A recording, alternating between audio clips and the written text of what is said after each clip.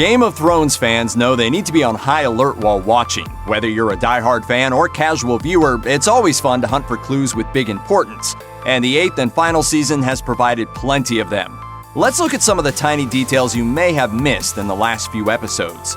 One of the first lines spoken in the first episode of the 8th season comes from Jon Snow, who tells Daenerys, "Northerners don't much trust outsiders." This becomes entirely clear when Jon's sister Sansa looks skeptical, if not downright contemptuous, when faced with the Dragon Queen. Daenerys doesn't exactly ingratiate herself with the Northerners throughout the episode, and they remain unwilling to trust her, despite Jon's assurances. There's plenty of foreshadowing here about how Daenerys and Jon will fare in the North once people learn more about their chosen king. Not only was Jon actually born in Dorne, but he's a highborn and southern heir to the Iron Throne. This makes him an outsider, even though he seems like a northerner through and through. Daenerys was always going to face opposition, but when Jon's people learn the truth about his parentage, they might turn on the king in the north. It wouldn't be the first time either. In Game of Thrones' 7th season, it seemed like Cersei Lannister had something to live for. After losing her 3 children to poisonings and suicide, she says she's pregnant again, and it's a baby she conceived with her twin brother Jaime. During that moment, it seems like Cersei might start to care about something other than herself. It's an oddly comforting development, particularly for fans who are worried that Cersei might turn into a full-fledged psychopath. Cersei memorably refused a glass of wine back in Season 7, but in the Season 8 premiere, she seemed comfortably sipping wine after her first night with Euron Greyjoy. At one point, Greyjoy tells her, "I'm going to put a prince in your belly." She appears to be on the verge of tears as he walks away. Perhaps something tragic happened to the baby since the end of Season 7. But knowing Cersei, it's certainly possible that she made up the pregnancy in the first place, all in an attempt to get her brothers to side with her. Either way, that glass of wine seems significant, especially considering the way she usually hits the bottle. When Qyburn interrupts Bronn at the brothel on behalf of the Queen, viewers know the reason must be an evil one. Ever since Cersei's brothers Jaime and Tyrion turned on her, she's been out for revenge. And she and Qyburn seem to think Bronn is the man to inflict that revenge.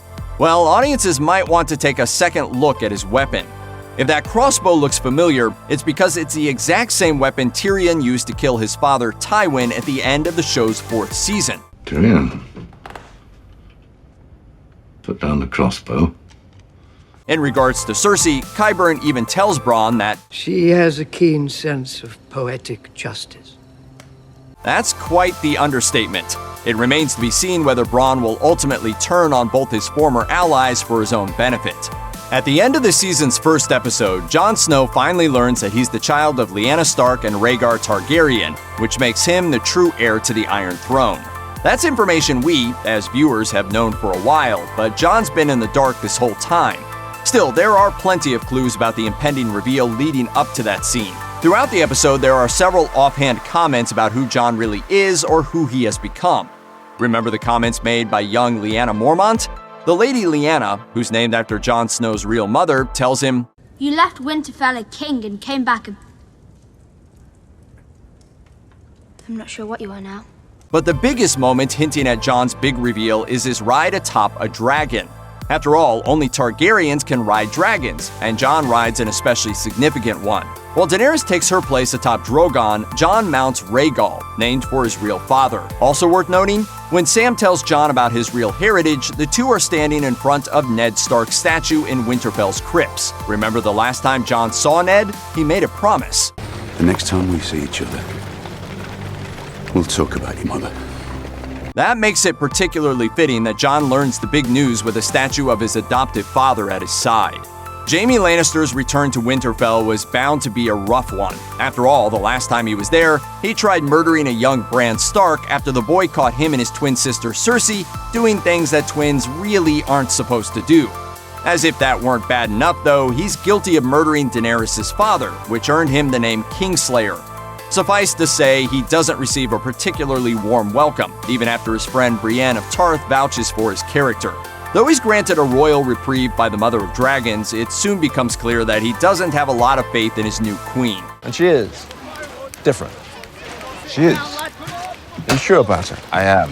Keep in mind that Daenerys' father had a nickname of his own, the Mad King. For obvious reasons, Jaime has never had anything good to say about him. He loved to watch people burn, with their skin blackened and blistered, and melted off their bones. No wonder he's distrustful of Daenerys, especially considering her own fondness for fire.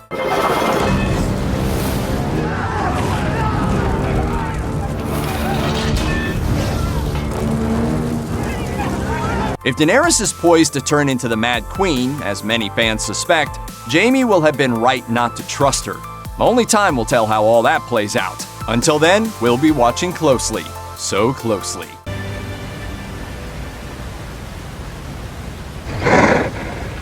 Check out one of our newest videos right here. Plus, even more Looper videos about Game of Thrones are coming soon. Subscribe to our YouTube channel and hit the bell so you don't miss a single one.